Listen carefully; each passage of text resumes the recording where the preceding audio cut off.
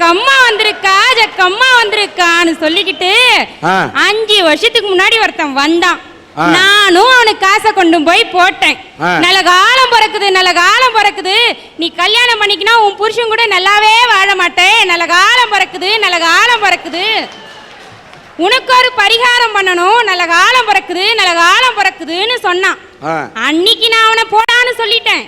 இன்னைக்கு நான் கல்யாணம் பண்ணிக்கிட்டு 2 வருஷமா சந்தோஷமா வாழ்ந்துட்டு இருக்கேன். ஆனாலும் எனக்கும் என் புருஷனுக்கும் சின்னதா ஒரு சண்டை வந்துச்சுன்னா கூட ஐயோ அவன் சொன்ன மாதிரி நடந்துருமோன்ற பயம் எனக்குள்ள இருந்துகிட்டே இருக்குது. இந்த குடுகுடுப்புக்கார மாதிரி பொய்யே பேசி மக்களை ஏமாத்திட்டு வாழ்ந்துட்டு இருக்கான் பாரு. இவனுங்களை தான் இந்த நாட்டை விட்டு கடத்தணும்னு நான் பேச வந்திருக்கேன். அன்னைக்கு பாரதியார் கனவு கண்டார். பட்டங்கள் ஆள்வதும் சட்டங்கள் செய்வதும் பாரினி பெண்கள் நடத்த வந்தோன்னு அடிமையா இருக்க பெண்கள் எல்லாமே வெளியே வந்து நிறைய பட்டங்கள் வாங்கணும்னு ஆசைப்பட்டாரு. இன்னைக்கு நாங்க வாங்கியிருக்கோம் நிறைய பட்டங்கள். ஆனா எப்படிப்பட்ட பட்டங்கள் தெரியுங்களா? கட்டின புருஷன் செத்துட்டானா விதவன்ற பட்டம், புருஷனை பிரிஞ்சு வாழ்ந்தோம்னா வாழா வெட்டின்ற பட்டம், கட்டியில் ஆடியும் தொட்டியில் ஆடலைன்னா மலடின்ற பட்டம், சரி கல்யாணமே ஆகாம இருந்தா முதிர்கண்ணின்ற பட்டம், சரி எங்களுக்கு விருப்பமானவங்களோட போய் வாழ்ந்தோம்னா ஓடு காலின்ற பட்டம், கொஞ்சம் அதிகமா பேசிட்டோம்னா வாயாடின்ற பட்டம், சரி பேசாமையே இருந்தோம்னா ஊம குசுமின்ற பட்டம். இன்னைக்கு எத்தனை பட்டங்க எங்களுக்கு இந்த சமுதாயத்துல, இத்தனை பட்டங்களையும் இன்னைக்கு தாங்கிக்கிட்டோம். நாங்க இன்னைக்கு பறக்கணும் தான் ஆசைப்படுறோம், சாதிக்கணும் தான் இன்னைக்கு நினைக்கிறோம். ஆனா எங்களை சுத்தி இருக்க மனித மிருகங்கள் அவங்களுடைய பாலியல் கொடுமைகளினாலும் இன்னும் எத்தனையோ கொடுமைகளினாலும் சாதிக்க வேண்டிய பெண்களை இன்னைக்கு சாம்பல் ஆக்கிட்டு இருக்காங்க. அந்த மாதிரியான பாலியல் வன்முறைகளால பெண்களை கொடுமைப்படுத்துகின்ற மனித மிருகங்களை தான் இன்னைக்கு நாடு கடத்தணும்னு நான் பேச வந்திருக்கேன். சபாஷ். இன்னைக்கு நாங்க ஒரு பஸ்ல போனோம்னா அங்க 1000 இடிகளை நாங்க இன்னைக்கு தாங்க வேண்டியதா இருக்கு, 1000 அசிங்கங்களை நாங்க இன்னைக்கு பொறுத்துக்க வேண்டியதா இருக்கு, 1000 அசிங்கமான அசைவுகளை நாங்க இன்னைக்கு தாங்கிக்க வேண்டியதா இருக்கு. சரி இதை போய் நாங்க இன்னைக்கு வீட்டுல சொன்னோம்னா நாங்க என்னவோ இன்னைக்கு ஒழுக்கமா தான் இருக்கோம். வீட்டுல என்ன சொல்வாங்கன்னா, அம்மா சமுதாயம் இன்னைக்கு இப்படி இருக்கு, நீ பொண்ணா பிறந்துட்டியே இன்னைக்கு பொறுத்துட்டு போன்றாங்க. நான் எல்லார்கிட்டையும் கேட்கிறேன், இன்னைக்கு நாங்க பொண்ணா பிறந்துட்டோம், பொண்ணா பிறந்தா நாங்க எல்லாத்தையுமே பொறுத்து போனன்றது இன்னைக்கு சட்டமா? போதும் போதும், பொறுத்து பொறுத்து பொறுத்து நாங்க அடிமையா இருந்த காலம் எல்லாமே போதும். இனிமேலே எங்களால பொறுக்க முடியாது. அதை பொறுக்க முடியாமதான் இன்னைக்கு நான் இங்க பொங்க வந்திருக்கேன். இதைத்தான் சொல்றேன், அடிப்படையில் நீ பொங்கினால் போதாது, பொங்க வேண்டும் என்று நினைத்த காரணத்தால் தான் தங்கு தடையின்றி தமிழ் கொண்டு பொங்கு பெண்ணே என்று சொல்லத்தான் இந்த அரட்டை அரங்கம் உங்களை போன்ற இளம் பெண்களை இங்கே அழைத்திருக்கிறது. இன்னைக்கு மருமகளை மகளா நினைக்கிற எத்தனையோ நல்ல மாமனார்கள் இன்னைக்கு இருக்காங்க. ஆனா குமரி மாவட்டத்துல தக்கலைன்ற ஒரு இடத்துல தன்னுடைய மகன் எப்ப வெளியே போவானோ, எப்ப மருமக கிட்ட சில்மிஷம் பண்ணலாமோன்னு காத்துட்டு இருந்த ஒரு மனித மிருகத்தினால இன்னைக்கு நிர்மலா ஜெயந்தி அப்படின்ற அந்த பெண் தூக்குல தொங்கிட்டாயா? அதுவும் தன்னோட 5 வயசு குழந்தையை விட்டுட்டு. இன்னைக்கு அந்த குழந்தைக்கு 1000 உறவுகள் வரலாம், 1000 சொந்தங்கள் வரலாம், எல்லா செல்வங்களுமே இன்னைக்கு கிடைக்கலாம். ஆனா அந்த அம்மாவுடைய பாசம் இன்னைக்கு அந்த குழந்தைக்கு கிடைக்குமா? இந்த மாதிரியான மனித மிருகங்களை தான் இன்னைக்கு நாடு கடத்தணும்ன்றது என்னோட கருத்து. இளைஞனாக இருப்பவனுக்கு இந்த இளமை பருவம் தாண்டி விட்டால் முதுமை பருவம் வரும். ஆனால் இளைஞனாக இருந்து சாதிக்க வேண்டும் என்று ஒவ்வொரு இளைஞனும் நினைக்க வேண்டும். சத்தார் சிங் என்று ஒரு 12 வயது சிறுவன் இருந்தான் ஐயா. அவன் பஞ்சாபிலே சுதந்திர போராட்ட வீரனாக இருக்கின்ற 99 பேரிலே இவன் 100வது ஆளாக இருந்தான். வெள்ளைக்கார அரசாங்கம் பார்த்தான், 100 பேருக்கும் தூக்கு தண்டனை விதித்தான். அதிலே இந்த சத்தார் சிங் 12 வயது சிறுவனும் ஒருவன்.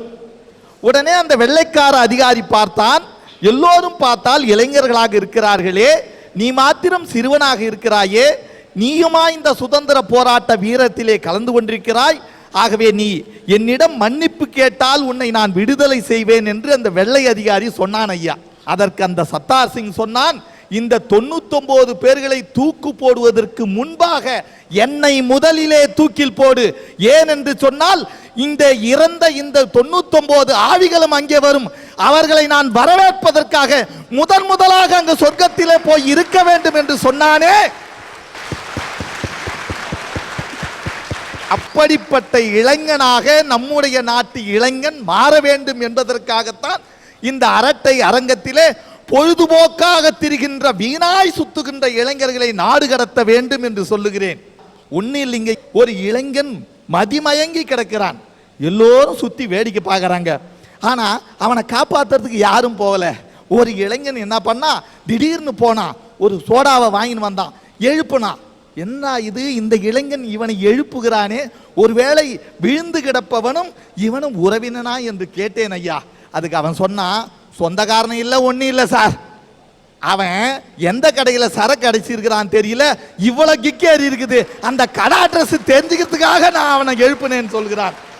இப்படியெல்லாம் நம்முடைய இளைஞன் கெட்டு போகிறான் வீதியிலே என்று சொன்னால், நாங்கள் எல்லாம் ஆசிரியர், எங்கள் பள்ளிக்கூடத்திலே வருகின்ற மாணவர்கள் எப்படி இருக்கிறார்கள்? பள்ளிக்கூடத்தில் பாடத்தையாவது புரிஞ்சுக்கிறானா? நானே ஒரு நாள் பூமியினுடைய வடிவத்தை பற்றி பாடம் நடத்தணும் சார். இப்படி பாடத்தை நடத்தும் போது என்ன சொன்ன, எல்லா பசங்களும் புரிஞ்சுக்கிட்டாங்க. கடைசியில் முனுசாமின்னு ஒரு பையன், அவன் புரிஞ்சிக்கவே இல்லை. அதனால பொடி டப்பா வச்சிருந்தேன், அது உருண்டையாக இருந்தது, அந்த பொடி டப்பாவை எடுத்து காட்டினேன். இதை பாடுறான் முனுசாமி, பூமியினுடைய வடிவம் என்னான்னு பாடுறான்னு. சார் பூமியினுடைய வடிவம் உருண்டை சாருன்னா. திங்கக்கிழமை காட்டினேன் உருண்டன்னா, செவ்வாய்க்கிழமை காட்டினேன் உருண்டன்னா, புதன்கிழமை காட்டினேன் உருண்டன்னா, வியாழக்கிழமை காட்டினேன் உருண்டன்னா, வெள்ளிக்கிழமை என் பொண்டாட்டி வாத்தியார் என்ன அன்னாட இந்த பழைய சொக்காய பழைய பொடி டப்பாவை போட்டு போறாள்ன்னு சொல்லிட்டு சதுரமான பொடி டப்பா வச்சிருந்தா. இதை தெரியாத நானும் பள்ளிக்கூடம் போனேன். என் போதாத நேரம் இன்னைக்கு டிஓ வந்தாரு, என்ன சார் பாடம் நடத்துறீங்கன்னு கேட்டாரு. சரி பூமியினுடைய வடிவம் நடத்தின என்ன, எல்லாரும் கேட்டா சொல்லுவாங்களா? ஓ சொல்லுவாங்களா என்ன? என் தலையெழுத்து அந்த முனுசாமியை பார்த்து தான் கேட்டாரு. அடே அப்பா முனுசாமி, பூமியினுடைய வடிவம் என்னன்னாரு. அவன் உடனே என்ன பார்த்தான், நான் பாக்கெட்டை பார்த்தேன், பார்த்தா சதுரமான டப்பா இருந்தது, எடுத்து காட்டினேன். அவன் சொன்னான் பூமியினுடைய வடிவம் சதுரம்.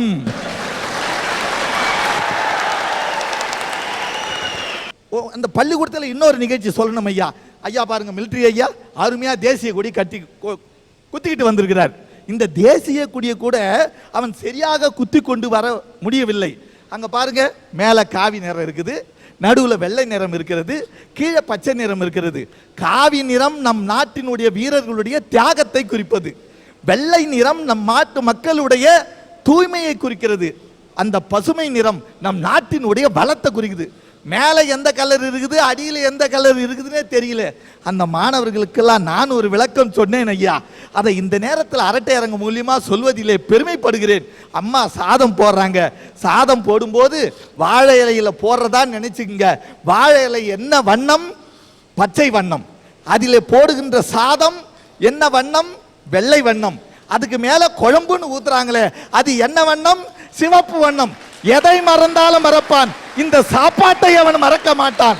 ஆகவே மேலே குழம்பு சிவப்பு வண்ணம், நடுவிலே வெள்ளை சாதம், கீழே வாழை இலை பச்சை வண்ணம். இதை மாணவர்கள் நிச்சயமாக மறக்க மாட்டார்கள் என்பதை இந்த நேரத்தில் சொல்லிக் கொள்கிறேன். அதோடு மட்டுமல்ல, ஒரு செய்தி, இனிமேல் பள்ளிக்கூடமாகட்டும் கல்லூரி ஆகட்டும் அனைத்து இடங்களிலும் இங்கே அட்டெண்டன்ஸ் எடுக்கும் பொழுது, அந்த அட்டெண்டன்ஸ் எடுக்கும்போது எஸ் சார், ஆஜர் சார், வணக்கம் சார், இதெல்லாம் சொல்லக்கூடாது. மாணவனை அட்டெண்டன்ஸ் எடுத்தால் ஒவ்வொரு மாணவனும் வந்தே மாதரம் என்று சொன்னான் என்று சொன்னால் நிச்சயமாக நம் நாட்டு இளைஞர்கள் இந்த தாய்நாட்டு பற்றி மறுக்க மாட்டார்கள் என்பதை சொல்லி, இந்த இளைஞர்கள் பொழுதுபோக்காக வீணாக திரிகிறார்கள். அப்படிப்பட்ட இளைஞர்களை நாடு கடத்தினால்தான் இந்த நாடு சுபீட்சமாக இருக்கும். தாத்தா எல்லா இளைஞர்களையும் குத்த சொல்லிடாதீங்க. தாத்தாவா நானு? என்ன சார் என்ன பார்த்தா தாத்தா மாதிரியா இருக்குது? 48 முடிஞ்சு 49 தான் ஆகுது. எல்லா இளைஞர்களையும் குத்த சொல்லிடாதீங்க தாத்தா. நம்ம நாட்டுல 25 வயசுல சாதிச்சவங்களும் இருக்காங்க, இன்னும் இருந்துட்டு இருக்காங்க தாத்தா. அதுல ஒரு சின்ன படியல் சொல்றேன். 25 வயசுல அலெக்சாண்டர் தான் ஒரு மாவீரன் நிரூபிச்சாரு. 25 வயசுல பீத்தோவன் தான் ஒரு மாபெரும் இசைக்கலைஞர் நிரூபிச்சாரு. 25 வயசுல இயேசுநாதர் உலகத்துக்கு அன்பை போதிச்சாரு. நம்ம இந்திய நாட்டுல எடுத்துக்கோங்க தாத்தா, 25 வயசுல பாரதியார் தான் ஒரு மகாகவி நிரூபிச்சாரு. திருவண்ணாமலையில 25 வயசுல ரமண மகரிஷி தான் ஒரு மகா நிரூபிச்சாரு.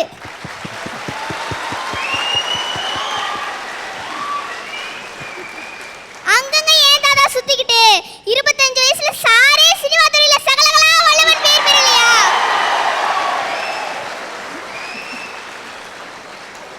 அவர்களெல்லாம் சாதிக்க பிறந்தவர்கள், சாதனை புரிய வந்தவர்கள். நான் எல்லா இளைஞர்களையும் சொல்லவில்லை, தவறு செய்கின்ற இளைஞர்களை தான் நாடு கடத்த வேண்டும் என்று சொல்லுகிறேன். என் அருமை பேத்தியே உட்கார். அதனால எப்படி ஒரு வாழைப்பழ தாரிலே ஒரு வாழைப்பழம் அழுகினோம் என்று சொன்னால் அந்த வாழைப்பழ தாரை நாம வச்சிருக்கிறோமா? அந்த வாழைப்பழ தாரிலே அழுகிய வாழைப்பழத்தை தூக்கி போட்டு விட வேண்டும். அதே போல எங்கோ ஒருவர் செய்கின்ற தவறுகளால் எல்லா இளைஞர்களையும் நான் குற்றம் சொல்லவில்லை. 4-5 மாதத்துக்கு முன்பு ஐயா நம் நாடானது சேட்டிலைட் என்ற கருவியை அனுப்பி தோல்வியுற்றது. அதற்காக எந்த இளைஞனாவது வருத்தப்பட்டிருக்கிறானா? அல்லது இலங்கையிலே நம்முடைய தமிழர்கள் அன்றாடம் கொன்று குவிக்கிறார்களே அவர்களுக்காக இந்த இளைஞன் என்றாவது வருத்தப்பட்டிருக்கிறானா? அல்லது நம் நாட்டு மீனவர்கள் நம்முடைய ராமேஸ்வரங்களிலே மீன் பிடிக்க போவர்களை இலங்கை சிப்பாய்கள் அடித்து நொறுக்கிறார்களே அதற்காக நம்முடைய இளைஞன் வருத்தப்பட்டிருக்கிறானா? இந்த சாதாரண கிரிக்கெட் விவகாரத்திற்காக இவன் பண்ணாத அட்டூழியம் எல்லாம் பண்ணுகிறானே என்று சொன்னால் அந்த மாதிரி இளைஞர்களைத்தான் நாடு கடத்த வேண்டும் என்று நான் சொல்லுகிறேன் ஐயா. ஒவ்வொருத்தரும் ஒவ்வொரு கோணத்தில் வாதாடினாங்க. நான் மன்னராக இருந்தால் யாரை நாடு கடத்துவேன் என கேட்டால் நான் மன்னராக இருக்க விரும்பவில்லை. ஏன் என்று கேட்டால் மன்னராட்சி கூடாது, மக்களாட்சி வேண்டும் என்பதற்காகத்தான் இத்தனை போராடி ஒரு வெள்ளைக்காரனிடத்திலிருந்து மகாத்மா காந்தி நமக்கு சுதந்திரத்தை வாங்கி கொடுத்திருக்கிறார். இவங்க சொல்ற மாதிரி நாடு கடத்தணுன்றாங்க. இவங்க எல்லாரையுமே நாடு கடத்தினா ஒவ்வொரு துறையிலும் ஒவ்வொரு தப்பு பண்றவங்க இருக்காங்க ஐயா. அவங்களெல்லாம் நாடு கடத்தி கொண்டு போனீங்கன்னு வச்சுங்க, இந்த நாட்டில் 90% அவங்களெல்லாம் ஒரு இடத்துல போனால் அது நாடாயிடும். நல்லவெல்லாம் இங்கே இருக்கானா இது நாடாக இருக்காது. அதனால் நான் என்ன சொல்கிறேன், ஆண்டவனோட படைப்பில் துளசி செடியும் ஆண்டவன் தான் உருவாக்குகிறார், வில்வ செடியும் ஆண்டவன் தான் உருவாக்குகிறார், ஏன் வேப்பம் செடியும் ஆண்டவன் தான் உருவாக்குகிறார். இவையெல்லாம் மருந்துக்கு பயன்படுகிறது. ஆனால் கஞ்சா செடியும் இறைவனுடைய படைப்பில் தான் இருக்கிறது. ஏன் சில விஷச்செடிகளும் இருக்கின்றது. இந்த துளசி செடியை நாம் முகர்ந்து பார்ப்பதைப் போல, கசக்கி முகர்ந்து உணர்வதைப் போல, வேப்பலையை முகர்ந்து பார்த்து உணர்வதைப் போல, வில்வ செடியை முகர்ந்து பார்த்து உணர்வதைப் போல நாம் நல்ல மனிதன் யார், நல்ல குணம் கொண்ட மனிதன் யார் என்பதை இனம் பிரித்து நாம் வாழ வேண்டும். இங்க சொன்னாரு கிரிக்கெட்ல இந்தியா தோத்து போயிடுச்சுன்னு இளைஞன்லாம் துடிக்கிறானா, இந்தியாவுக்காக குரல் கொடுக்கிறானா? ஐயா வேதனையோட சொல்றையா, உலக கோப்பையில கலந்துக்கிறதுக்கு அத்தனை நாடு கிட்டத்தட்ட 17 நாடு போச்சு. அந்த உலக கோப்பையில வருமானம் எத்தனை கோடி தெரியுமா? ஒரு 1000 கோடின்னு வச்சுங்க.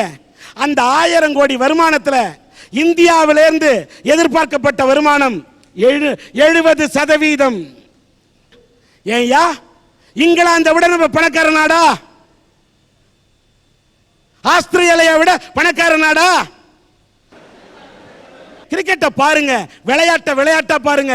இளைஞனே, உன்னிடத்தில் வேகம் இருந்தால் போராது, விவேகம் வேணும். பகத்சிங்கோட வாழ்க்கை வரலாறு தெரியுமா இளைஞனுக்கு? தெரியாதியா? காந்தியை பத்தி தெரியாதியா? கொடிகாத்த குமரனை பற்றி தெரியவில்லை. கப்பலோட்டிய தமிழன் எப்படி இந்த நாட்டுக்கு சுதந்திரம் வாங்கி கொடுத்தான் தெரியவில்லை. மகாகவி பாரதி இந்த நாட்டுக்கு எப்படி சுதந்திரம் பெற்று தந்தான் தெரியவில்லை. சுதந்திரத்தை எப்படி பெற்றோம் என்ற வரலாறு இளைஞனுக்கு தெரியவில்லை. ஆனா நமிதாவோட பிறந்த தேதி தெரியுது, பிறந்த நாள் தெரியுது, இடையின் அளவு தெரியுது, நடையின் அழகு தெரிகிறது. கர்ம வீரர் காமராஜர் இந்த மண்ணை விட்டு மறையும் போது அவர் இறந்து விட்டார். மறுநாள் காலையில் அவருடைய பாக்கெட்டை பார்த்தப்ப 300 ரூபாய் தான் சார் இருந்தது. கக்கன் இந்த நாட்டில் மந்திரியா இருந்தாரு, மண்ணை விட்டு மறைஞ்சிட்டாரு. போய் சேர்ந்தப்ப குடும்பத்துக்கு எதையுமே சேர்த்து வைக்கல. ஒரு நாள் பெருந்தலைவர் காமராஜர் முதல்வராக இருக்கிறார். கார்ல ஒரு நிகழ்ச்சிக்காக புறப்பட்டு போறாரு. வழியில போய் வண்டியை நிறுத்திட்டு ஒரு சட்டமன்ற உறுப்பினருக்காக அவர் காத்து கொண்டிருக்கிறார். அந்த சட்டமன்ற உறுப்பினர் வர்றதுக்கு லேட் ஆகுது. என்ன காரணம் கேட்டா, ஏன் இவ்வளவு லேட் ஆகுது? 10 நிமிஷமா வெயிட் பண்றேன்னு. இல்ல, அவருக்கு கொஞ்சம் லேட் ஆகும். காரணம், அவரோட வேட்டியை, அவர்கிட்ட இருந்தது ஒரே ஒரு வேட்டி, அந்த வேட்டியை நினைச்சு காய வச்சிருக்கிறாரு. அந்த வேட்டி காஞ்ச பிறகு அதை எடுத்து கட்டிக்கிட்டு தான் வரணும், அதுக்காகத்தான் அவர் லேட்டுனாரு. அப்படி ஒரே ஒரு வேட்டியை ஈர துணியை நினைத்து அதை காய வைத்து கட்டி கொண்டிருந்த ஒரு சட்டமன்ற உறுப்பினர் தாயா ஜீவானந்தம். அந்த ஜீவானந்தத்துக்காக காத்துக்கிட்டு இருந்த முதலமைச்சர் தாயா காமராஜர், பெருந்தலைவர் காமராஜர். அந்த ஜீவானந்தத்தை போல வாழணும்னு அவரை உதாரண புருஷனா நான் ஏத்துக்கிட்டேன். அவன் கொள்ளையடிச்சான், இவன் கொள்ளையடிச்சான், கோடி கோடியா சேர்த்தான், அவர்களை பார்த்து அத மாதிரி வாழணும்னு ஏன் நினைக்கிற? பேரறிஞர் அண்ணா முதலமைச்சர் வீட்டிலே அளவெடுப்பதற்காக திரைச்சீலை தைப்பதற்காக பொதுப்பணித்துறையை சேர்ந்த அதிகாரிகள் போய் அளவெடுக்கிறாங்க. அண்ணா பார்த்திருக்கிறாரு, என்னன்னு கேட்டிருக்காரு, வீட்டை அழகுபடுத்த சிங்காரப்படுத்த திரைச்சீலைக்கு அளவெடுக்கிறோம் என்று சொன்னவுடன் வேண்டாம் என்று தடுத்து நிறுத்திய பேரறிஞர் அண்ணா வாழ்ந்த நாடு. ஏன் அவரை உதாரண புருஷன் எடுத்துக்க கூடாது? இளைஞர்களே, இந்த மண்ணை எண்ணி பாருங்கள். ரமண மகரிஷி பிறந்த இந்த மண்ணிலே உன்னால் நல்ல மனிதனா வாழ முடியாதா? முடியும்.